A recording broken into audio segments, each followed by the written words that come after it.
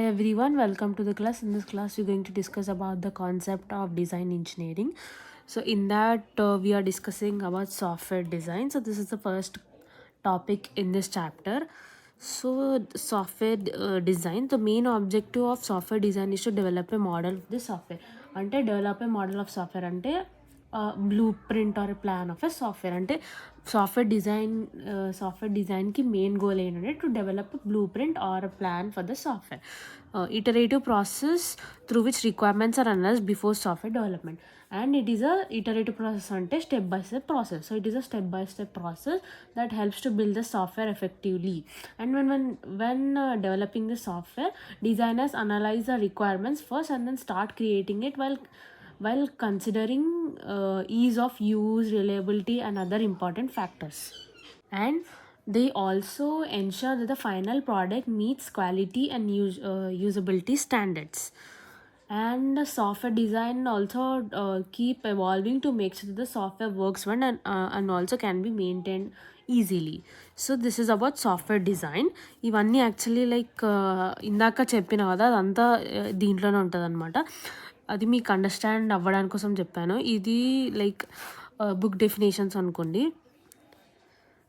And software design lo we have 4 types anamata.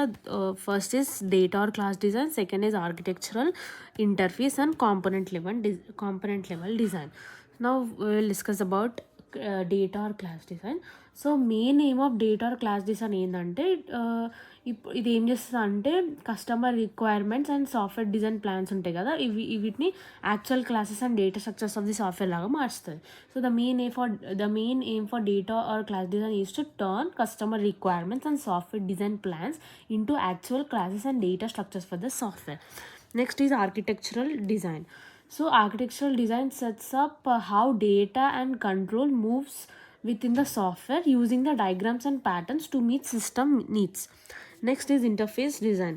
So interface డిజైన్లో ఏమవుతుందంటే ఇది decide చేస్తుంది అనమాట. ఏం డిసైడ్ చేస్తుంది అంటే how the software looks to the user, and అంటే ఎట్లా కమ్యూనికేట్ అవుతుంది విత్ అదర్ సిస్టమ్ అండ్ ఎట్లా మేనేజ్ చేస్తుంది, ఇదంతా ఇంటర్ఫేస్ డిజైన్ చూసుకుంటారు అనమాట. So interface design decides how the software looks to users and communicates with other systems and also manages the flow of information between components. Next is component level design. So component level design is nothing but it is used to transform structural elements such as data flow diagrams, control diagrams into a procedural format of software components. So and class based models, flow model, and behavior model provide the ground for component level design. So this is all about software design concepts. We have like 10 different types of software design concepts, which include abstraction, architecture, pattern, modularity, information hiding, functional independence, refinement, refactoring, separation of concerns aspects. So in that, abstraction is nothing but abstraction helps to describe what a program does with a right level of detail, and at the top level it talks about the solutions using the language of the problem. At the bottom level it uses terms from the programming language. And also abstraction is like a model that includes only the details needed for its job. Next is architecture. Architecture is nothing but it is like a blueprint that shows how different parts of a program work together to solve a real world problem. And also it involves organizations with how actions are performed and how data is structured. So this is about architecture. Next is pattern.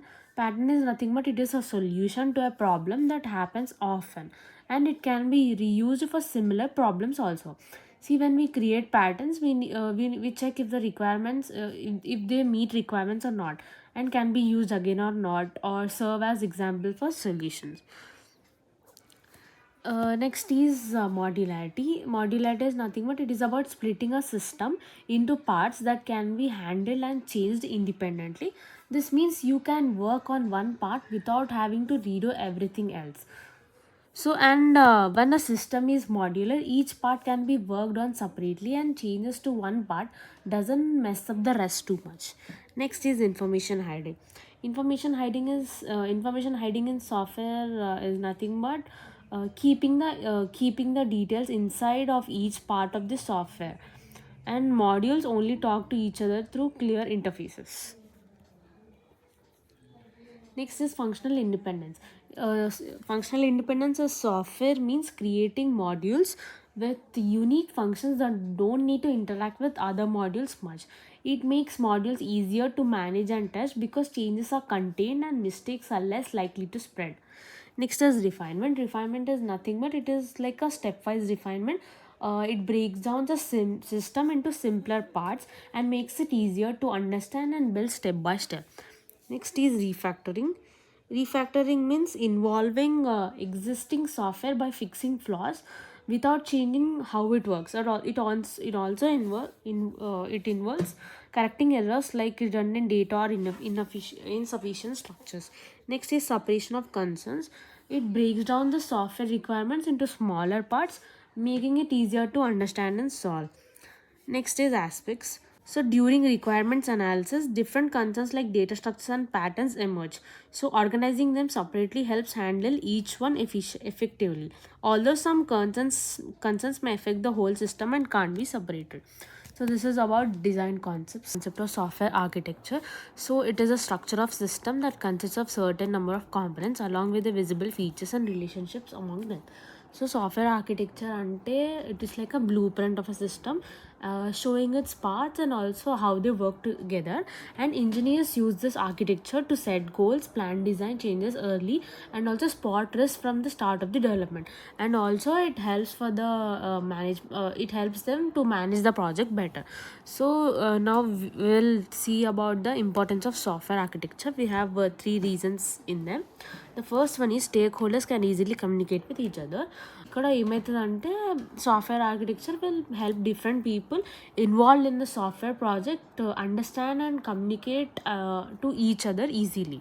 And also next is provides an overview of each software development aspect.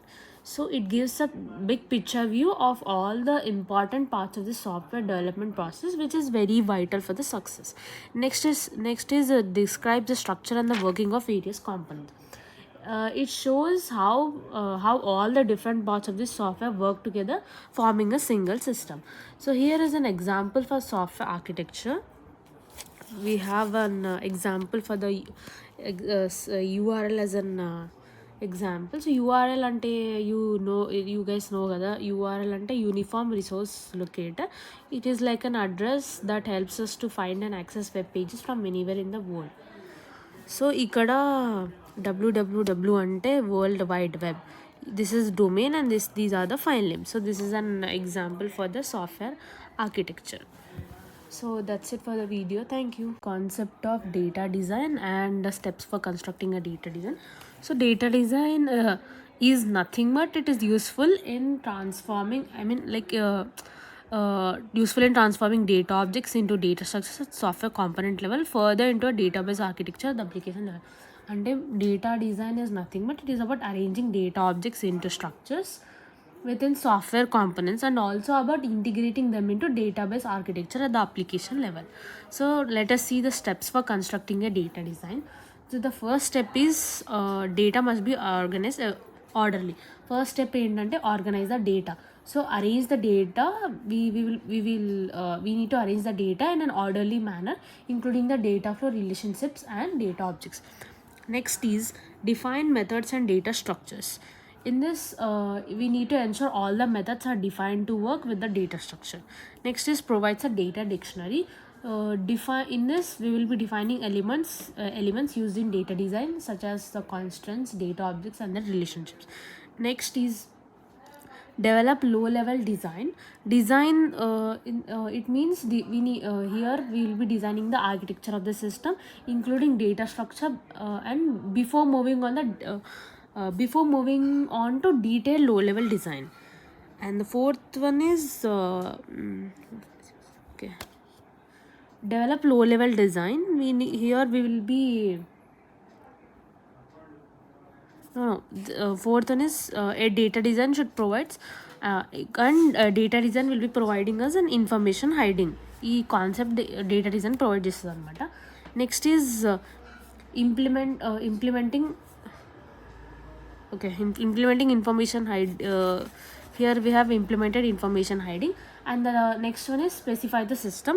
You here will be using some programming languages and software design models to specify the data of the system. So mainly మనకి 6 ఉంటాయి అన్నమాట. First one is organise data, second మనం మెథడ్స్ని define చేయాలి, third ఏమో which provides our data dictionary, fourth ఏమో developing low level design, fifth ఏమో implementing information hiding, sixth ఏమో specify the system. Architectural styles and architectural patterns. So architectural styles. Architectural style transforms the design of an entire system with an intention of providing suitable structure to various components of the system. So architectural style is it transforms the designs of an entire system to provide a suitable structure when an existing architecture needs to be imagined and architectural style is applied. So here we have some key concepts, key components of architectural style, which include certain number of connectors facilitating coordination, cooperation as well as the communication. So this enable coordination, cooperation and communication among different components of the system. Second one is certain number of components capable of providing definite functionality. This means a certain compresses a definite number of components, each will be capable of performing specific functions. Third one is semantic models. This means these models define the meaning and interpretation of data and processes within the system. Fourth one is constraints, which refer to integration of a system. So these constraints govern the integration and also the behavior of the system. So this is about architectural style. Next is architectural patterns. So this is about architectural style. Now next is architectural pattern. It is a bit analogous to architectural style. It transforms the design of an architecture.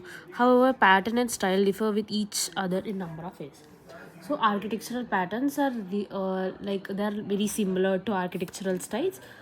In architectural styles, they shape the design of an architecture, but architectural pattern will be differing in several ways, like we will be discussing now.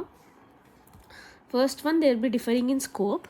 So patterns usually considers only single aspect of the entire architecture. So patterns in this under they typically focus on specific aspects of the overall architecture, while styles address the entire system design. Next is it specifies certain rules which are to be obeyed by a given architecture. So patterns define rules that govern how a particular part of the software functions at the infrastructure level.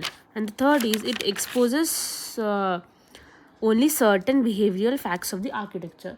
So patterns only expose certain behavioral aspects of the architecture rather than the entire structure.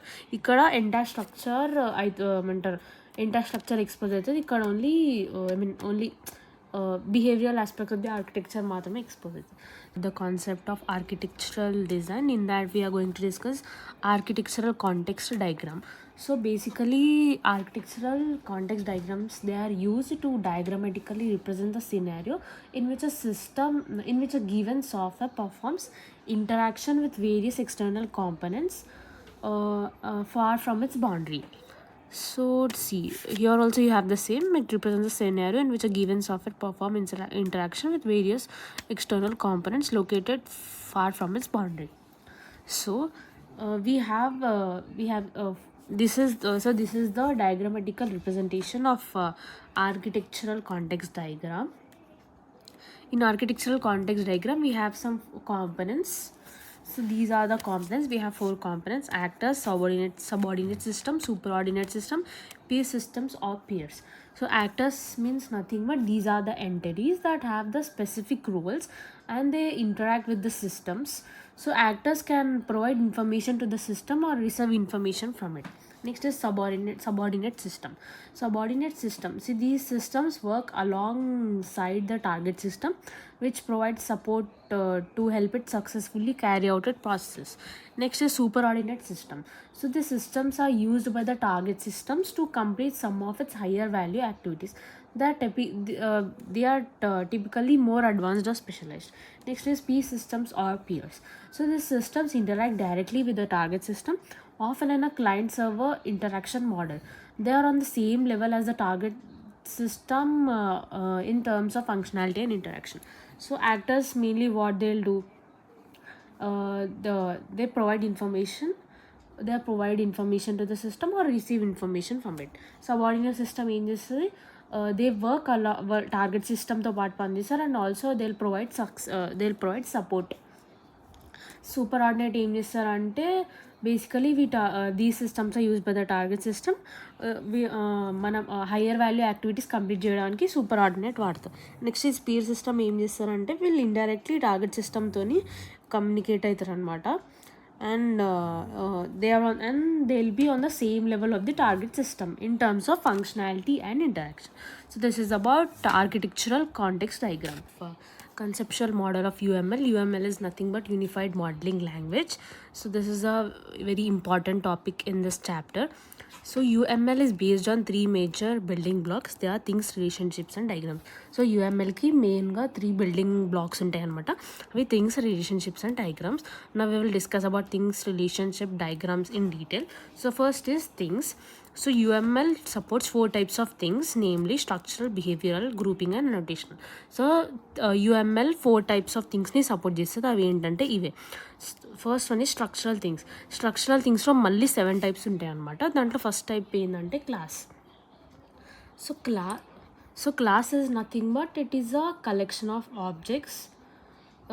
It is a collection of objects that share common properties and relationships, and every representation of class includes name, attributes and responsibility. So this is the diagram for class. And ప్రతి ఒక్క class డయాగ్రామ్లో ఏముంటుందంటే name ఉంటుంది, ఇది attribute, ఇదేమో responsibility. So this is about class. Next we have interface. So in interface it defines the service to each class, and implementing these services is not a responsibility of an interface, but its declaration is similar to the class, but it includes this interface in header while executing attribute function. So actually ఏమంటారు ఇక్కడ ఇది కొంచెం same ఉంటాయి, కానీ హెడర్లో ఇది interface ఇలా include చేస్తాం అనమాట. This is interface. So this is the diagram for it. Next is collaboration. So this is how collaboration diagram looks. So collaboration is a place where different elements of UML interact with each other to provide a cooperative behavior. So it is represented by dotted ellipse, and a class can join any number of interactions within the organizations. But unlike the interfaces, this collaboration can implement only certain services to classes. Next we have use cases. Oh, you can't see the diagram, no, sorry. So this is the collaboration diagram. It is represented using dotted ellipse. Next we have use case. This is represented by ellipse. See? Okay. This is represented by ellipse. So use case basically describes a set of actions that are to be performed by a system, and the ultimate result of these actions goes to the actor. So these are represented by full ellipse.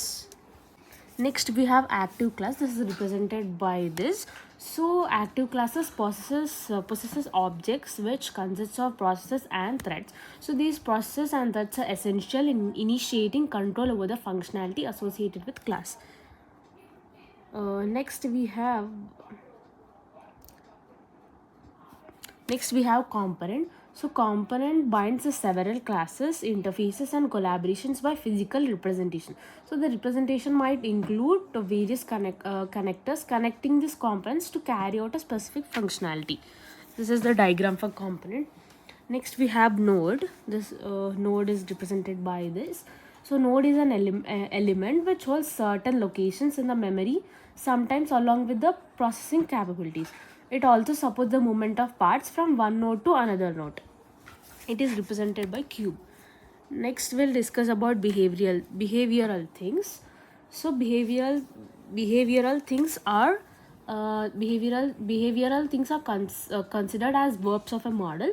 These are dynamic paths which describe how the model carries out its functionality with respect to time and space. So in this we have interaction. Interaction is represented by this. So as the name indicates, interaction represents the communication between objects that is carried out by exchange of messages. These messages carry the actions to be performed by a particular object.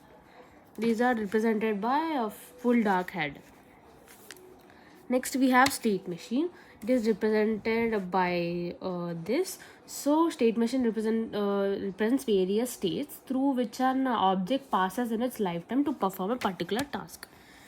Next we'll discuss about grouping things. So grouping things deal with the organizational features of the UML.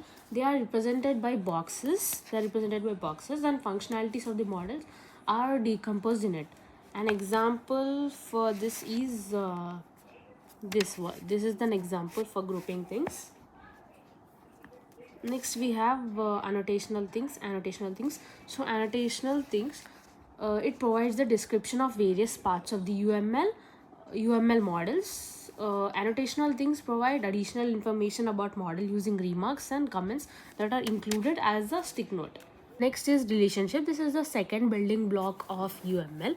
So a relationship is nothing but a bond existing among several elements is often referred as a relationship.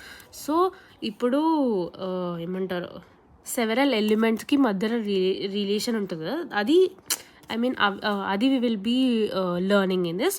So రిలేషన్షిప్లో 4 types ఉంటాయి: association, generalisation, realisation and dependency.